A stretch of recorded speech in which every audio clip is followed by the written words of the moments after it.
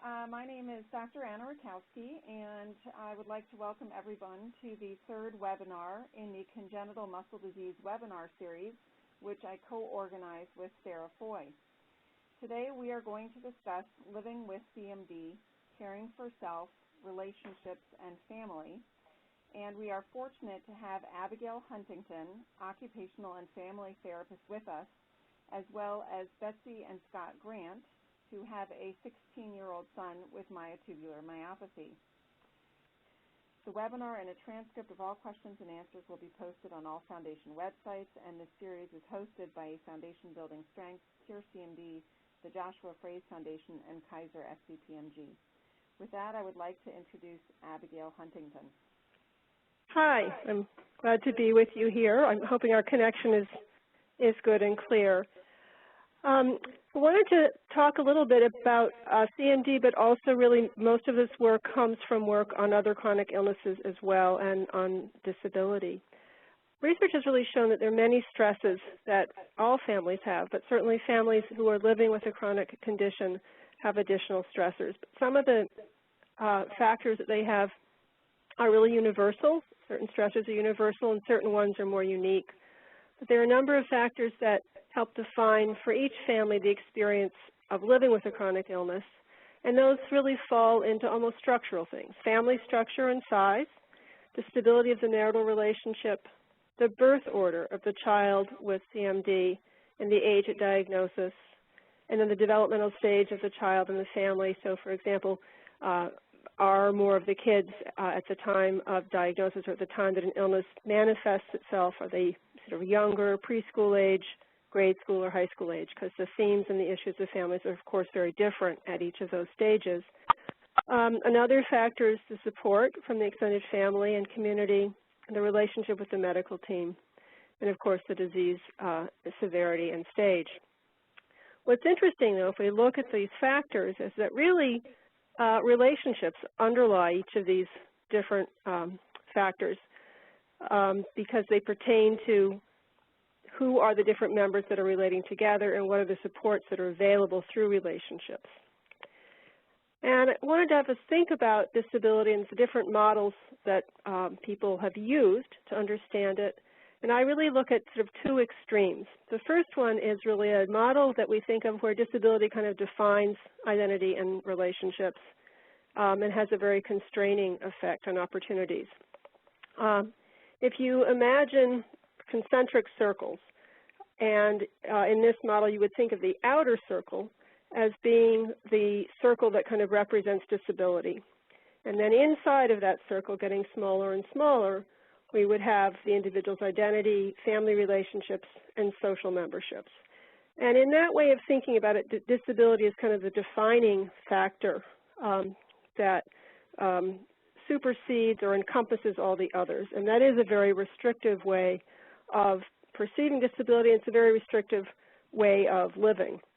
Another way of really thinking of it is sort of to flip that circle inside out.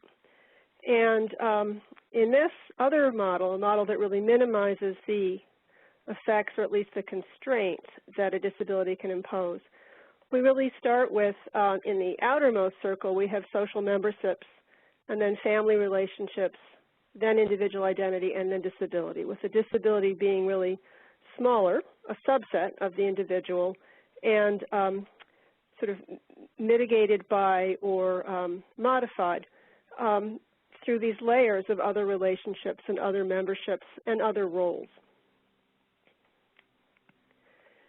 And it's been said that all so-called happy families are alike, which of course is not true, but there are some very basic characteristics of families that are emotionally healthy and whose members seem to be happier. And these pertain to really all families, whether or not there is an illness in the family. And those really pertain to relationships that support intimacy and compassion among the members. This is a really critical piece, and we'll talk about that in a moment. Relationships that foster both the development of autonomy or independence and identity in all members, and then healthy boundaries so that there's ability to distinguish between the self and other, and there's mutual respect among family members, and finally, communication that is direct, clear, and caring. So those are 4 issues: intimacy, autonomy, boundaries, and communication.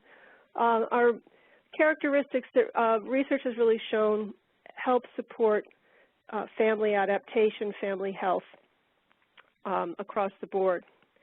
So if we look a little more closely at the first item, intimacy and compassion, that really refers to the capacity that each member has for emotional closeness and care and for a sense of safety. Can they both give and accept emotional support? And can they safely, in these relationships, acknowledge vulnerabilities? One way that many people cope with sadness, and illness does bring with it some sadness, is through avoiding intimacy. If intimacy touches on sadness, it can really lead to further avoidance. And I'm actually thinking of a family whose child had a form of very brittle diabetes, and every time that the husband and wife had time alone together, they would talk about their worries for their daughter. And it sort of met the mother's need to share her inner worries and to feel close in that way. But it was very hard for the father, who really couldn't tolerate seeing his wife sad and feeling so powerless. So often we'll find an imbalance in the ways in which people express or seek intimacy and compassion. The second factor was autonomy and independence. And most researchers agree that supporting autonomy and independence is more complicated for families that are living with disability, because caregiving itself tends to bind a parent and a child together in ways that extend beyond what's sort of typical or normative for age. And families that live under threat of loss, and that loss could be loss of health, loss of mobility, and ultimately the risk of loss of life, sometimes clutch so tightly that it is much harder to support the normal letting go process that comes as children mature. So one of the coping strategies that people sometimes use actually binds more tightly than is actually needed based on the disability or illness constraints. And people often think that living with or having a disability means that one cannot have independence, but we do know that there are many different ways to be independent. So while it may be true that one can't have the level of physical independence that is age appropriate, one can still have a lot of independence and autonomy emotionally and through one's choices and one's agency, one's ability to, to make decisions or to act. So recognizing one's child's ability to take more of a role, for example, in communicating with school around his or her needs, is a good example of a way in which a child can demonstrate some autonomy or independence with maturity, even if there is a limitation in actual physical independence. So the third area that's been discussed is an important piece in family adaptation and healthy families is the concept of boundaries. And in families with chronic illness in a child, there's often an extremely close bond, as we've said, between the parent who provides the most care for the child and the child, him or herself. And this kind of tightness in one relationship can actually sort of divide a family into teams where you've got one parent who's the primary carer and the child, and then the other parent who may be more involved with other children. And one of the things that we know is that the more that there can be variation in relationships and multiple relationships, the more protective it is for each individual member, and actually the more effectively that each family member learns to build boundaries. Part of the process of building boundaries is being able to sort of locate oneself compared to an other. And the more others that one practices locating oneself with, the more sense of boundary that can be developed, of a healthy boundary. So a boundary between the person and the disease or the disability is another very important boundary. And that sometimes has been called keeping the disease in its place. What it really speaks to is the notion that a disability is a part of a person, but it is not the person. I think we're really getting much better in our use of language to recognize that. You know, it used to be that you would sort of talk about, you know, an asthmatic, a diabetic, a paralytic, somebody who had some kind of of limitation, you would refer to it simply by the disorder, which is really a complete failure to recognize the rest of the person. So language has been shifting, so people really do put the person first language, so a person with CMD or a person with asthma, et cetera.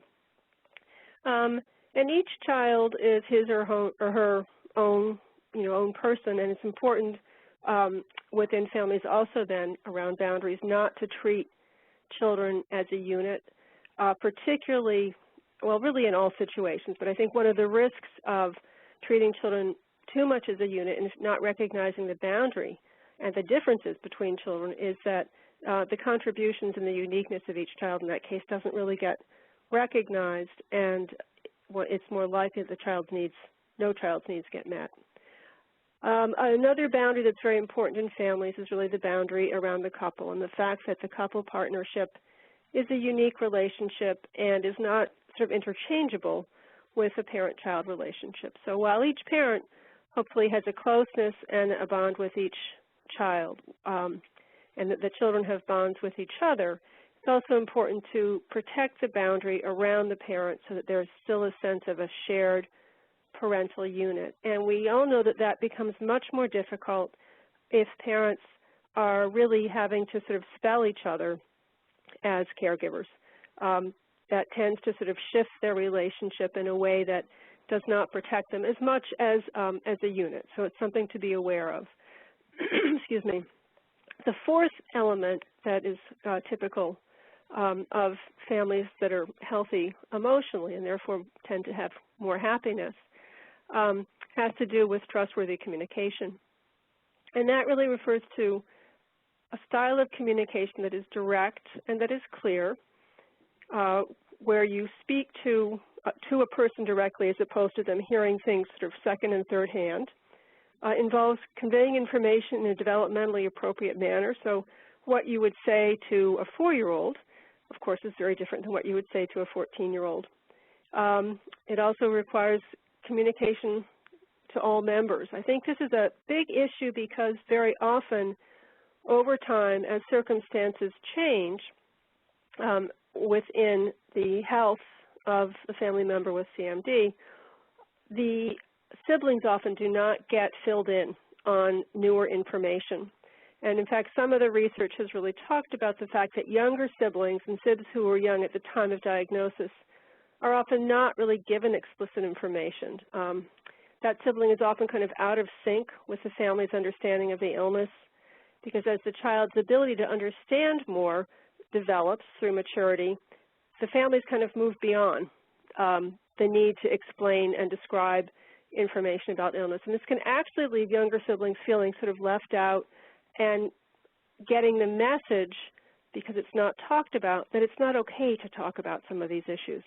And often that's really just sort of a misperception that comes from the fact that they were too young to be included in earlier conversation, but they are now ready to be included in some of that earlier conversation. Certainly communication with one's child or with one's partner is really dependent on sensitivity to the timing and the availability of the listener. I kind of refer to this as the difference between really communication and information dumping. There are certainly times when any of us kind of have information or something that we want to say, which might be basic information about a family situation, or it might be something as simple as the dishes need to be done. And the manner of communication is kind of just to pile get it off my desk, tell the other person everything. But if they're not available to listen, it's actually not trustworthy communication. And finally, trustworthy communication helps people have the ability to ask for help. Being able to recognize the need for help and to ask for help is critical for well-being in families. And what we've also learned is that communication that is trustworthy prevents alienation among members of the family. It also really prevents some of the resentments that can develop when there seems to be imbalance in the time or caregiving among different children. And it can also prevent a sense of shame when we can be open about discussing things and sort of shed a light on it. Then there is not the likelihood of developing a sense of sort of shame that something is not something we can talk about. So what are some of the unique challenges for families with CMD? We've talked about some of the sort of general things that are signs of health and support in all families, but there are also unique differences that pertain to different types of illnesses or of diseases and disabilities. Certainly with CMD, we have the challenge of the fact that the physical dependence often disrupts the natural progression to independence, and that the progression of disease or disability sort of exerts the opposite pressure because as a child is developing and growing more mature and often emotionally or intellectually more independent, that often corresponds with progression of disease in which there is more physical dependence. And that's a complex relationship to navigate. How do you support the independence, autonomy, selfhood, normal developmental thrust of a young person, and at the same time provide for the increasing physical needs? Another factor are the developmental transitions are really complicated by the restrictions imposed by disability. So, for example, as kids are moving from high school to kind of what comes next, you know, college or trade school or whatever they might be doing, that is really a period where the transition and the sort of launching is much more complex because it's not a matter of just getting into school, finding funding, and going. As I'm sure any families could tell us better than I can, there's a great deal of planning that has to go into a launching process, and that's really begins to define a very big difference in the experience of that developmental transition between a child with a muscle disease and their more typical peers. And very often families find that period a particularly stressful and lonely period of time. And also the impact of physical disability or medical illness in the exacerbations of illness and intellectual disability if present. And I know that there's a subset of individuals with CMD who also experience intellectual disability. Those present another set of challenging and complicating factors. And it can alter the expectations around the nature of caregiving and the timing or pacing of developmental support. I know some parents have said that they actually feel surprised, that they feel sometimes a sense of relief that if they do have a child with intellectual disability, that in some way the child may not be aware of the differences that are imposed by the disease or disability, and sometimes parents can feel almost a sense of relief that that child doesn't have to suffer emotionally with sort of the knowledge or the awareness of the difference that they have or about the disease progression. And I think, you know, for example, it means that sometimes kids with ID don't ask the questions or worry about things like why me or how will I maintain an independent life as an adult. Parents very often experience what we kind of call a secondary grief, the grief that comes with witnessing and imagining the grief of a child as a child confronts pain or restriction or limitation. And sometimes that sort of secondary grief is actually much greater than one's own.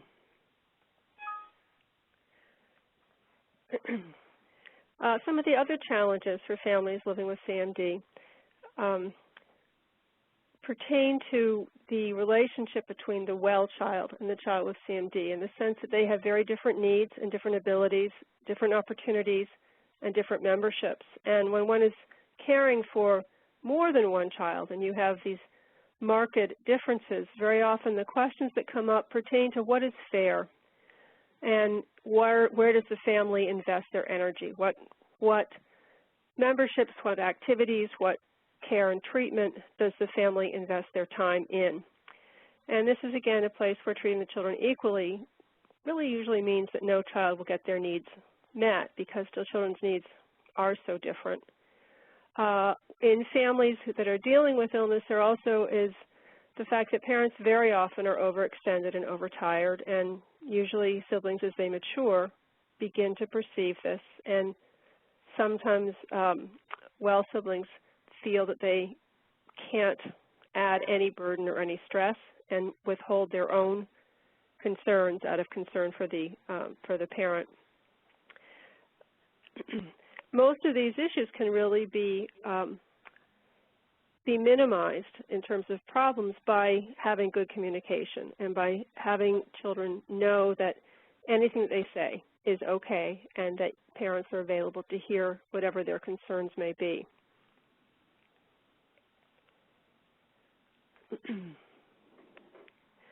So there also are themes in sibling relationships that are really valuable to consider because they become more complex when you have children with sort of such disparate needs.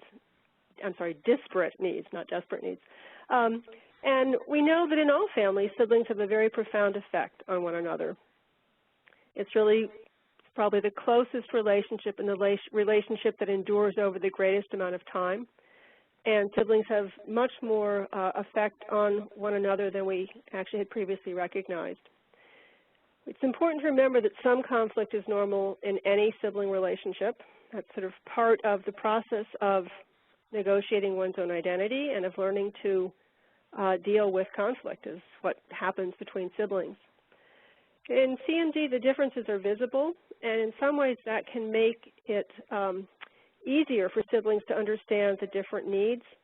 It's not quite as subtle as something like diabetes in a sibling where the well sib may not recognize the need for different kinds of management from the parent. We did speak about differences in birth order and in gender, and research has said that older siblings are more likely to take on caretaking roles, and younger siblings are more likely to be confronted with the concerns about surpassing the skills or the freedoms of their older sibling with CMD. And this raises the question of, can the younger sibling or the physically well siblings' successes be celebrated? Or is there a tendency on the family's part to feel conflicted about acknowledging the abilities and the opportunities that the so-called well sibling has that the sibling with CMD does not have? I actually recall in my own family situation, I have two children, the younger of whom has cystic fibrosis. My kids are both adults now and have given me permission to refer to their story. And I can recall an incident when my then 8-year-old son complained vehemently to me about his 4-year-old sister who had cystic fibrosis and had a lot of care that was required throughout the day. And he just blew up one time and said, "It's not fair. She's a girl, she's younger, and she has CF, and you always take her side. And I can never be any of those things. I'll never be older. I'll never be a girl. And luckily, I guess, I'll never have CF." So there can be a lot of perceived unfairness that siblings can experience. Hopefully they are able to speak of it, which does sort of put it in our faces as parents. So what have we learned about the effects on siblings? What has research told us? And that's been a very interesting story because over the last 30 years or so, there's been a dramatic shift in the literature in terms of what the literature has looked at to understand the sibling experience. And it really has gone from a focus on and a search really for all the things that might be wrong in a sibling of a child with any kind of disability to actually more recognizing some attributes and the resilience of siblings. So if we look at the negative effects that have been documented in families where we're looking at siblings of children with chronic conditions, we often find that the sibling experiences more of a sense of isolation. They may have a fear of social stigma. There's often a power imbalance in the sense that they sort of feel as though the parents are more protective of the other sibling. And there may be a sense of guilt, guilt at their own needs, at their own well-being. and often a sense of loss of innocence. On the positive side, what we often see in the research is that siblings often grow up to be much more caring and compassionate. They often assume roles of protector and advocate and really apply that not only to their sibling but to others, and they have a strong sense of family unity. They frequently demonstrate more maturity and accept responsibility to be helpful at an earlier age, and are often described as wise beyond their years. I want to add one point here, and then we're going to break for some input from all of you, and that is there has been a concept defined as amplified ambivalence, which I think is an important thing to just bear in mind, and that really refers to a conflict the well sibling experiences when he or she finds himself resenting the time that the sibling consumes, that the sibling with disability consumes, but at the same time recognizes that the sibling has very real needs. So there's a sort of a jealousy or resentment and then guilt over one's own jealousy or resentment. And this can be really just a hard reality for siblings, but something which, again, if they can talk about, does not really exert a particularly negative effect on them. So thank you. I'm going to let us take our break now for some conversation. Great, Abby, that was fantastic. As usual, so many incredible points with direct relevance to my life, and I'm sure to many people's on this call. I'd like to just bring up one point, if I can. This is Anna calling in from California. One of the key themes that I hear repeated often by families who have a child with congenital muscle disease is isolation related to the fact that their priorities in life have completely changed. Yes. And that the people that they used to have as friends and even family members who they engaged with prior to having a child who has a congenital muscle disease have now completely shifted, and they no longer find enjoyment sometimes in similar activities and pursuits, maybe because of the physical constraints, but also just in conversation, topics that used to matter to them, they find completely unimportant. And this adds on another level of isolation that is really hard to describe. And at the same time, when you meet up with a family who has walked that same journey, you find yourself finding the same things important, and it's wonderful to recognize that. Yes.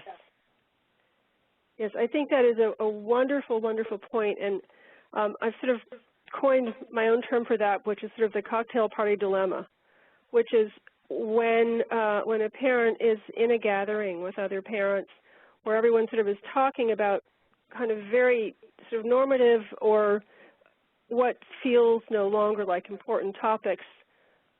What do you do? You know, where do you join? What do you share? What do you not share? When do you listen? And does simply listening sometimes feel like being an outsider? And I think I think it's a really very important point. And I think what you were saying about the importance of finding others who've walked the same path, been through the same journey, is absolutely critical. It allows one a sense of membership and of simply being seen for who you are. And I think that shift in what matters is an enormous shift in actually one's sense of identity.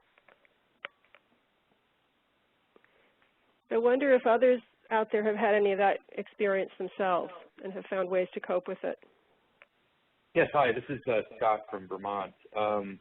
Yeah, a lot of good points. It's like deja vu listening to a lot of what you're saying. We, just to give an example of our family, we have two daughters, two older daughters, older than our son. And, one is 8 years older, one is 5 years older. And we've seen over the years their different ways of coping. In the situation with a lot of the boys with CMM, the early years can be a challenge. Mm-hmm. And try as you might, it is, we as a couple were spending a great deal of time with our son, many trips to the hospital, for example, a great deal of care in the house.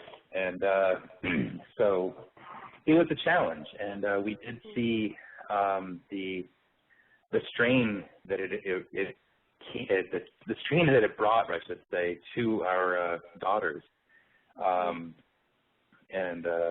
You know, they tended to conceal it themselves. I think, you know, one of our daughters in particular tended to draw in to herself more, and you know, we kind of saw her lash out at times as a result. You know, the anger would build up, and just, you know, she would kind of, similar to what you said before, you know, just kind of have a meltdown at times.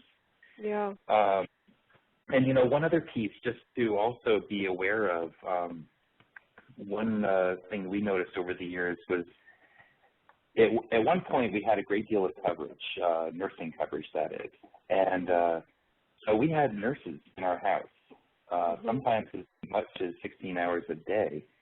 And, you know, from our family perspective, they were a nurse. They were coming in helping us care for our son. But there was a familiarity aspect, whereas the nurse became very familiar to us. And in some cases, we had, in one case in particular, we had a nurse that she started to act like she was a member of the family. And that person would sometimes start to try to discipline our daughters, give advice, and we identified that probably later than we should have, and basically tried to see if we could cut back on that individual coming into the house. But that itself was creating a strain with the other two, with our daughters. Yeah, so that sounds like a really important point in the sense that having caregivers come in can provide one level of, you know, greater sort of freedom and relief, but that certainly sounds like a sort of boundary violation, where in a sense, you know, the nurse kind of overstepped a role in a way that that was not appropriate and that was hurtful for your daughters. So you were able to then actually get a different person involved? Yes, we actually tried to get another person in, and at this point also in our travel, if you will, we had to make that choice. In one case, I think it was just that we didn't have a lot of other options for nursing care, so we had to make the choice of, you know, do we have this professional in our house helping us with the care, or is it time for us to start cutting that string a little bit and, you know, taking care of things ourselves? You know, obviously more work on us, but at the same time, you know, that was a strain on the family. So, you know, the balancing act, of course. But yes, the long story short, we actually did ask her to come less frequently, a lot less frequently, actually, and that helped. Yeah. Wow. Well, thank you for that example and that input. Are there others who have similar experiences with sort of finding the balance between bringing in some kinds of support and perhaps asking for support and also maintaining a sense of their own family unity and family identity? My name is Sarah, and I have a son who's 11 years old and has a congenital myopathy. And one of the things we're finding is he's really at that age, like preteen, where typical children will be developing more independence, and we're really struggling with how do you create independence in someone who is dependent. Yeah. So he's dependent on things for daily care and those types of things, and we have tried to maybe get some outside support so that he could begin to transition as a life skill, is transitioning his care from being something that your mother does to something that you manage as managing a caregiver. Had been having challenges because he's not, I'm not sure he would qualify under health insurance for that kind of care, and so then it's just sort of like a paid help or something, and so we found some challenges with that and finding the right person and somebody in your house. But really the balance at this age, we're looking at how do you create a child who's mature when they are dependent on somebody else for their daily care. It is a huge dilemma. I think that your idea of bringing in other people to help provide some of the care is a fabulous one, but I agree that it's really hard to get funding for an additional person unless there's a sort of a technical medical qualification like, you know, being dependent on a vent or a G-tube or something that would necessitate, you know, an aid. But I think your idea is a wonderful one. One of the things that we certainly do see is helping children learn that they can be physically rely on others besides their parents is hugely, hugely liberating. It's very hard to set up, I think, in most circumstances, but it's very liberating in the sense that the child is really in a conflict when they're dependent on the same person with whom they're trying to separate, you know, and from whom they're trying to be different. And how a child that age can kind of deal with even being just sort of developmentally appropriately annoyed at a parent and then turn around and need you to take them to the toilet is a very big conflict for a child to have to sort of embrace both sides of. So I think your idea is a wonderful one. I wish there were more resources to bring in other caregivers for exactly what you're describing.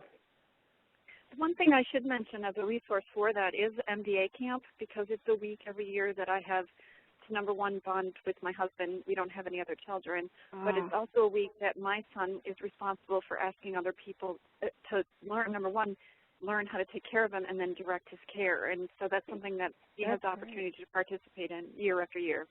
Yeah, that's wonderful. And it gives you guys a little time to focus on just the couple. I'd like to share an experience. I had the pleasure of meeting a mother who lives in the Netherlands, whose son has Duchenne muscular dystrophy. And this mother took a very proactive stance very, very early on at creating a home environment that was very supportive for her son bringing friends over. And then she slowly taught the friends how to assist her son, first with very small tasks and then with larger tasks. And then graduated to the point where she could really leave and the friends would take over the caregiving. And now her son is at university and lives in a dorm room with those same friends. How wonderful. Of course, it places some boundary questions between a friend and a caregiver, but it has resulted in a measure of independence that would not have been possible otherwise as his disease has progressed. And it was really a great way of bringing the community into the house. That's such a wonderful example of a way to sort of approach a problem in a very very personal and natural manner. Sounds like she had amazing foresight and also wonderful friends available for her son. Yeah, and I think what part of the key was that some of these friends were slightly older. And so I've tried to set up a very similar situation for our daughter where some high school students who have become close with my daughter can now come over and babysit, but also hang out. Wonderful. And that has really been great for both people. And so I think it is a possible solution, and I agree wholeheartedly that having somebody else having to provide the care outside of the parent is really critical for that person's self-esteem. Yeah.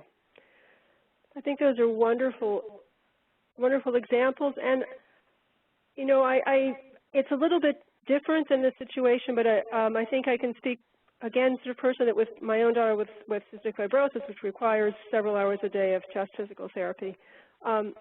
We began teaching her friends in middle school how to do some of her treatments, which was extremely, extremely helpful. I remember one of her worries, though, was how did she sort of balance that with her friends? If they were contributing to her care, which she appreciated, which gave her freedom, what could she do that sort of gave them something back that felt like it remained balanced? And I know part of what she came up with, and I imagine that each of you out there would have probably different stories based on your own children, but she was a pretty good writer, and she would sometimes help, like, edit her friends' papers that they were writing, kind of help her with the language or the spell, help them with the language or the spelling, and that helped make it feel balanced. And I don't know if that's something which you've experienced in bringing people in. I think one of the nice ideas of bringing in somebody slightly older is that there's not quite the same pressure to rebalance the relationship. But I do see that as one of the things that people who are accepting care look for, is how can they contribute something. And I think it's true in the family as well. You know, when one member of the family is receiving a great deal of the care, there's often a desire to also give back in some way. And I think one of you mentioned, you know, some of the other SIVs' participation. I think having each person even have chores to contribute, having some way to contribute back, ends up being very important for all members. This is Scott calling again, or speaking again. Yep. And just on the topic that was brought up a few minutes ago on, you know, their child, you know, as they're getting older, wanting to, you know, rely less on parents and whatnot. In our case, our son, you know, he's 16 now. He has, over the years, always wanted to be able to help in different ways, you know, whether it's helping in the kitchen or helping vacuum or, you know, what have you. And of course, you know, with this disease, the issues are always around strength. Yeah. And certainly being in a wheelchair, you know, helping in the kitchen is a challenge. Running the vacuum cleaner is, you know, he can hold the hose and push it a little bit with his chair, but of course he lacks the strength again to do that. But, you know, finding ways that they can help, that they can contribute has been huge for him. Wow. And just to give an example, one thing that we did, and you know, Sarah has probably seen pictures of this in our case, but we a few years ago picked up we were in Vermont, of course, so wide open spaces, and we have a huge lawn. And we got a lawnmower that was one of these zero turn with the stick steer type. So instead of a steering wheel, and it's right up his alley. He has the strength enough to steer that, and he actually, you know, I placed him on the seat. We strapped the ventilator to the floorboard, and he goes out and he mows the lawn. And what a fabulous idea. And he loves it. He's contributing. He earns a wage from us for mowing the lawn that we keep track of, or we hand him cash and he can use it. And but it's such a, you know, you can see it in him, and he does his best job, and he's meticulous, and it's all the things that we would see in children if they didn't have a disability, and it just gives him at least an avenue where he can contribute, he can help out. It's a wonderful story, and really creative solution. Wow. This is Betsy. I would like to add something very quickly. Just a couple of suggestions and I've missed part of it, so I hope this isn't repetitive. I had to walk away for a couple minutes.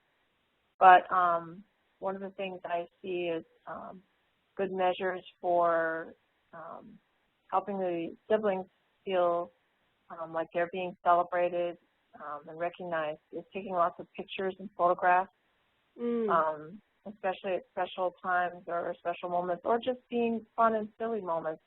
Taking lots of photos to record memories seems to be a nice way, an easy way to mark their lives. And also I wanted to mention that taking a family vacation, we did that a few times. We managed to do that a few times without a special needs child and just take the others and not feel guilty. It did work out okay. We were able to kind of make it balanced, and it felt good to do that. Wow. That sounds like that I would love to learn a little more about how you found a way to balance that, because it sounds like that was really important for everybody. Yeah, it did. Okay. Yeah. I'd like to take a moment just to add a couple of things that that Jackie from Minnesota emailed in. That she was not able to, she was originally going to be part of this conversation and was not able to attend because one of her children had a soccer game. But she had raised a couple of things that she found very helpful. One was really recognizing that they are not alone, that there are other people out there who they can include in their experiences, that they can help their daughter who has CMD be an advocate for herself. And she also mentioned the importance of faith as a way for her to feel not alone. They also talked about taking the basics seriously, really taking care of themselves, recognizing that as caregivers they have a real need to maintain their own health and putting that first. So that they do get to the gym, they eat well, they get enough sleep. And she also mentioned, I think as you did, laughing every day, remembering that there are a lot of funny things and enjoying them. Okay, great. So we'll talk a little bit now about some of the mitigating factors. What are the things that can be done? I think a lot of you have already spoken to this, to help reduce the negative or isolating effects of disability. And one of the big factors is external support. And if we think back to that early image of the embedded circles, where you have relationships and disability, and in one set of circles the disability is on the outside and that sort of constrains everything, and in the opposite view the disability is in the center and there are circles of relationships moving out from that. If we think about the outer circles as the external and additional support from extended family, from community and friendships, from any kind of respite opportunities, these can really, really make an enormous difference on family life, both from the point of view of distributing care needs, meeting the needs of all the siblings, reducing fatigue on the part of the parents, and also in giving the child with a muscle disease the opportunity to have multiple roles and multiple relationships and multiple places to recognize that others can also help provide for his or her needs, not only the parents. Of course, this brings up an issue which I think we won't have time to go into fully today, but is sort of the relationship with the extended family, because this can be something which can be extraordinarily supportive and helpful for families when the extended family is able to be supportive, and it can also be a source of enormous pain when there is not support from the larger family. One thing that has come up with that is that just as parents can have a sense of grief and worry for their child's limitations or their child's burdens, grandparents can have the same experience for their child and their grandchild.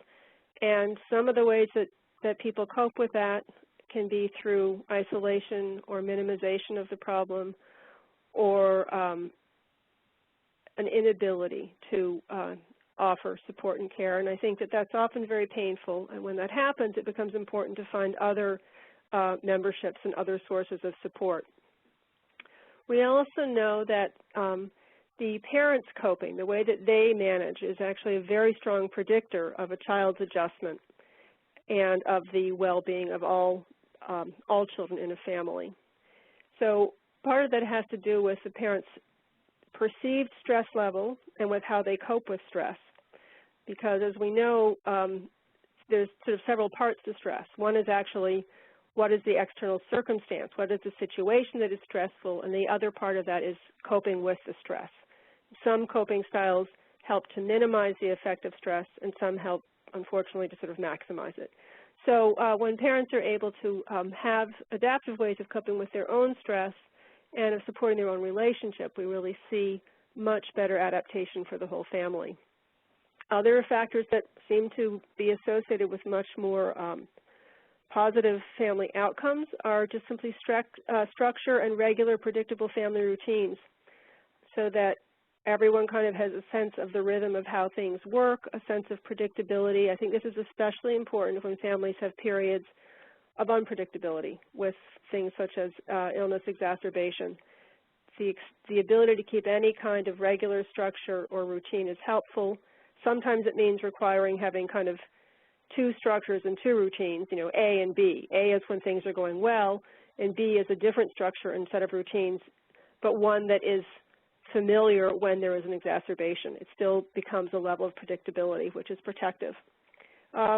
Another thing which is a huge factor is parents' ability to be organized. Managing medications, managing medical care, managing competing needs, managing the logistics is an enormous part of living with any kind of disability. And those parents who are able to be organized and who are fortunate enough to be born that way experience less stress. Another factor has to do with the parent's capacity to communicate about facts and emotions. Some people are much better at communicating facts, some much better at communicating emotions. There's a real need to be balanced in being able to communicate both. And finally, it becomes very important for each partner to be able to recognize and be recognized for his or her needs and contributions, and of course, to maintain a level of flexibility as circumstances change. Part of promoting an adaptive response in this situation is basic self-care. I think of it as sort of training for a marathon, and I think Jackie, whose email I shared a few moments ago, referred to the same thing. It becomes extremely important as a parent to get enough sleep, at least 3 nights a week, getting enough sleep, hopefully more, but at least 3, getting enough exercise and eating healthily. If you don't provide self-care, you really can't give the kind of care that is needed. And very often these are things that kind of fall off as sort of they get experienced as kind of self-indulgence, not so important to take that time to go out and get a walk or go to the gym. It falls to the lower level on the priorities list, but if we step back and look at the big picture, those things actually can be extremely important for helping people cope with stress and maintain their own health. There's also caring for the self in terms of sustaining one's identity, and I think this speaks more to Anna's comment about the isolation that people experience as priorities change and as their own experiences and daily activities really align less and less with those of friends and people who don't share the same family circumstances. Being a parent of a child with a disability is an identity, and it's an extremely important identity. And I think it's an identity in which most parents, quite honestly, put more effort, more love, more care, more sweat, more tears into that role than to anything they've ever done in their lives. And identities are really social constructs. An identity is something which only exists when it is witnessed. And I think that part of what can be so isolating is when the bulk of one's efforts and passions and care are not seen by anybody, because that means that part of the self, that identity, is not recognized. I think this is a place where it becomes critical to find places and memberships where one is able to be real, share who you really are, share part of your daily experience, part of what matters in your daily life. And that may be with other people who share similar experiences, other people in the CMD community. It also may be with some close friends who are open and willing to learn and care to learn about your life. Another aspect of sustaining one's identity and caring for the self is actually maintaining other roles. There was some research that was done back in the 70s looking at women's roles, and the hypothesis was that the more roles that women had, the sort of more problematic their lives would be. And it was very interesting because the exact opposite was found. It was found that when people have multiple roles, there's a protective value in having different roles, because if you're feeling that you're not doing well in one role, you may still be doing very, very well in another role. I can think for myself that there were periods of time when being at home for me was really quite disturbing, and I felt sort of unequal to the challenges of parenting a child with a chronic condition. And then I would kind of go to work, and I felt like I was, walking into a fantasy land where I kind of knew what to do and had hours to clock in and clock out. Or somebody might go out for a cup of coffee with a friend, and in those moments access an old friendship in a way that keeps that role alive. So finding ways, even if it's with short just short snippets of contact to keep other roles alive and to be seen for who you are becomes extremely important. And I think finally, this is true again and again, is recognizing when you are struggling and being able to ask for help, seeing asking for help as a sign of strength and self-care and not as a sign of weakness. Caring for the couple, we've already spoken how important the couple relationship and their resilience is in helping the entire family. All marriages face serious challenges, and families that are living with chronic illness or disability face more challenges because they tend to be fatigued, exhausted, have multiple demands that are part of everyday life. And some of those are simply factors that one tries one's best to manage, but you can't necessarily change. Some of the things that are more individual and have some room for change pertain to the differences in the attribution of meaning of the illness and having different expectations around what caregiving means. That's often a place where there's conflict within couples, but it is a place where good communication can actually help couples respect the different meanings that each brings to the situation and come to some kind of an agreement around expectations for daily management. I also should mention here just the role of the economic realities and the burden of care that does go with having a member with a chronic illness, because it often means that one member becomes a full-time caregiver and another member carries the full burden of earning a living, and that in itself tends to create pressure within a relationship. Caring for the couple, I think we said how couples often respond differently to a diagnosis and to a disease differently.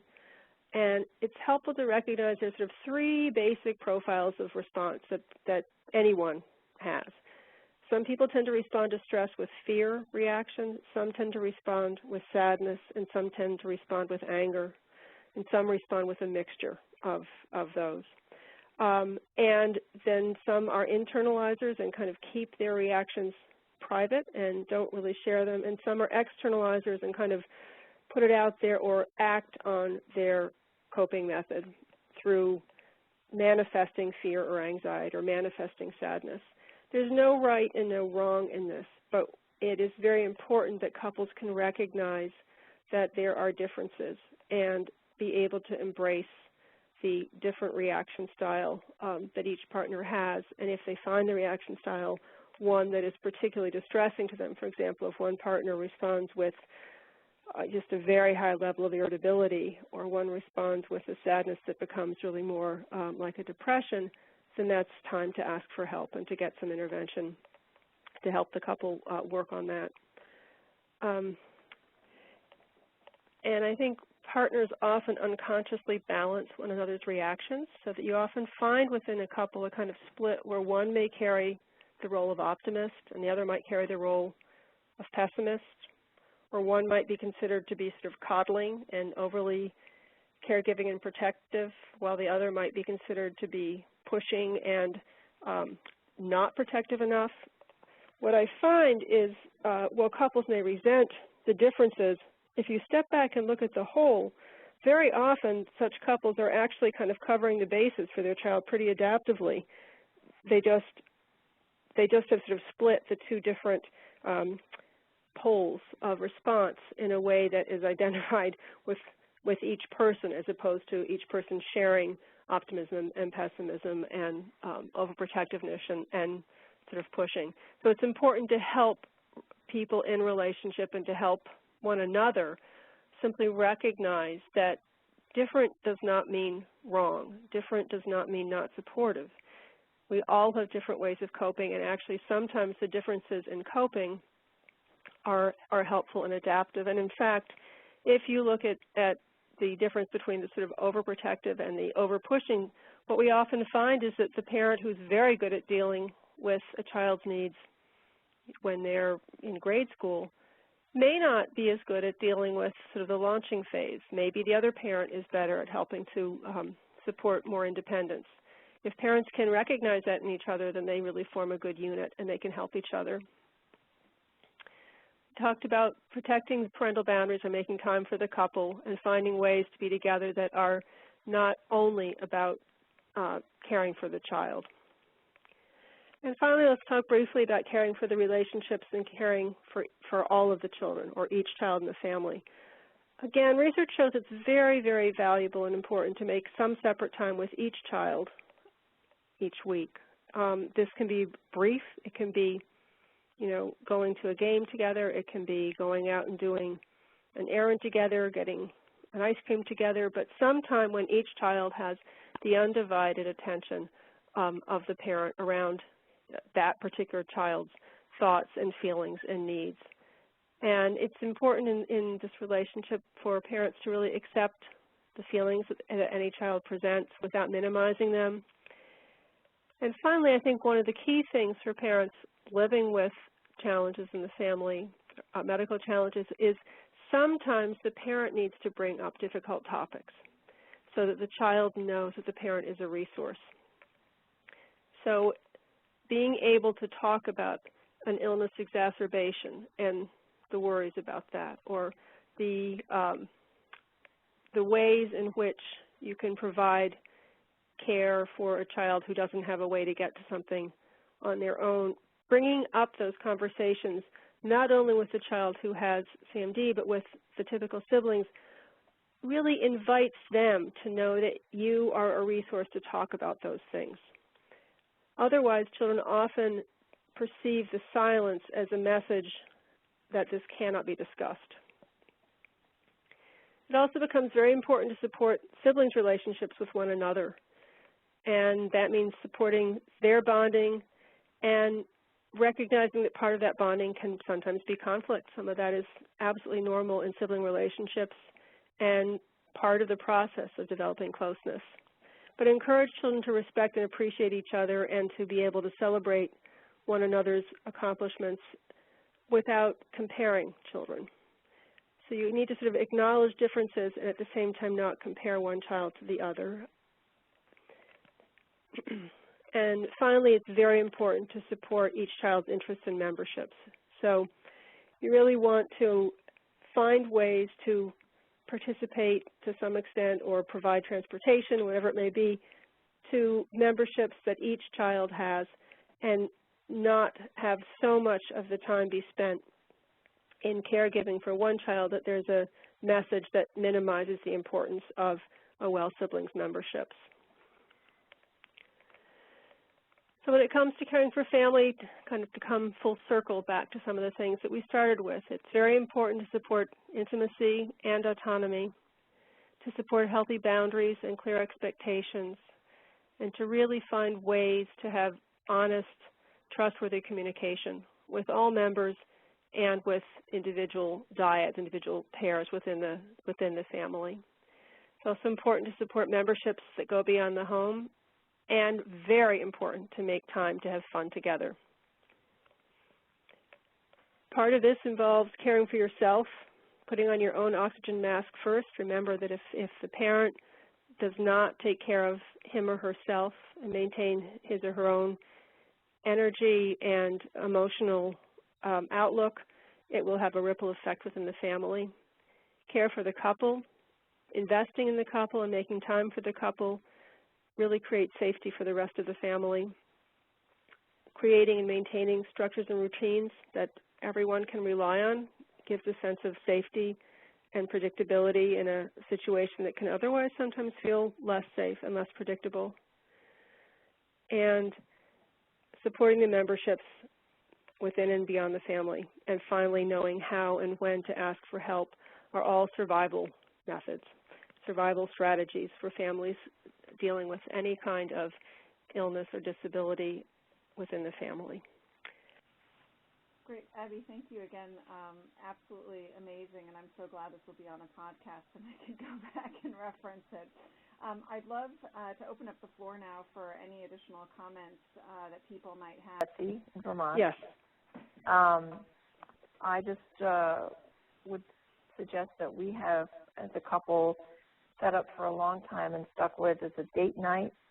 And that sure has been something that we can always look forward to. we have somebody come in on a regular basis every other week that comes through the dinner hour on a certain night, and we just are able to take that time completely aside for either getting out to go out to eat or go see a concert or play if we want to, or even if we don't really want to go out for some reason or can't, just changing the routine, staying home and renting a movie and changing the routine to reconnect has been really, really nice and really, really helpful. Wonderful. And then something that we did was in terms of feeling isolated sometimes as a couple, was to try and find new connections with our church. So we weren't feeling very well connected, so we found another church where we felt very welcomed and developed new connections. So that was helpful. And, those were probably the two major things that I think have kept us kind of feeling socially more connected with outside our family and also as a couple. Wonderful. Thank you for sharing those. Those are wonderful ideas. Yeah, I'd like to add also, this is Scott from Vermont, with our son too. On your summary page, you still have up caring for yourself, putting on your own oxygen mask. In our case, our son will suction himself, which again, is something that we got him doing 2 or 3 years ago anyway, and it's just it gives him that independence. It makes people aware that he can take care of himself. He's got that independence. He's able to do for himself as he needs. And another thing, this is again on letting him have access to things that he can do for himself. This might be something for when the children get a little bit older, but our son is a member of a power soccer team right now, which if you're not familiar with, I encourage you to look up.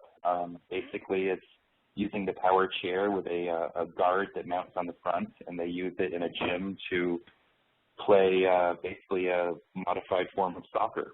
And I know of at least two other children, or children, I shouldn't call that, I think one of them's an adult now, that play in a league.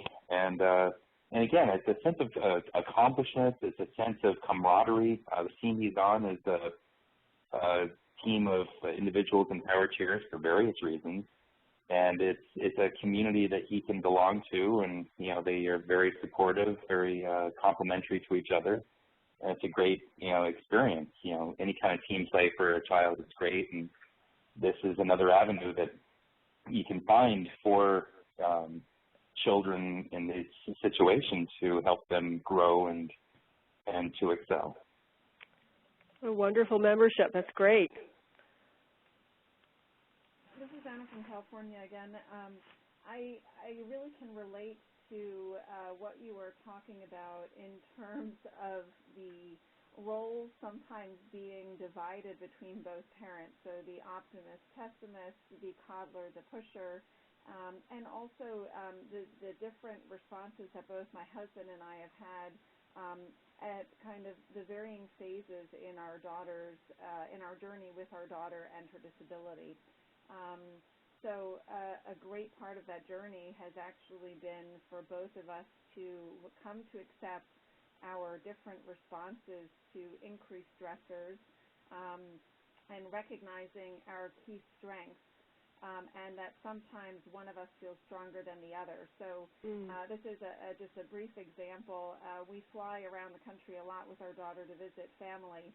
And for a long time, we always kept her collapsible chair. We always wanted to keep it on board the plane because it had broken several times when it was loaded down under. And so my husband and I would look at each other just prior to boarding and assess who felt stronger. And then we would eyeball whether it was a male or a female steward. And then we would decide who would make the argument to keep the chair in the overhead bin. which as more and more people take carry-on luggage on board became a trickier issue to negotiate. Wow. So, but it really became kind of a learning point and also an indication of how far we had come, that we could assess each other's emotional barometers and who was more willing to step up to the plate on that day. Wonderful example.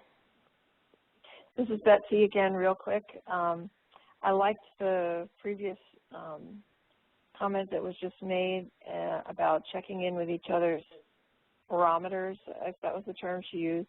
I think over time, if you give it a chance, that's a great change or development that can take place, that is really helpful. It just kind of sets in over time as you learn to work together and manage, the situations. Yeah, I think the downside is that you can become such a team that you forget to be a couple at times because you're in team mode. And that's where I think, coming back to some of the comments, Abigail, in your presentation, are really critical about this real need to preserve intimacy as a couple and to acknowledge that in spite of the team approach to providing care.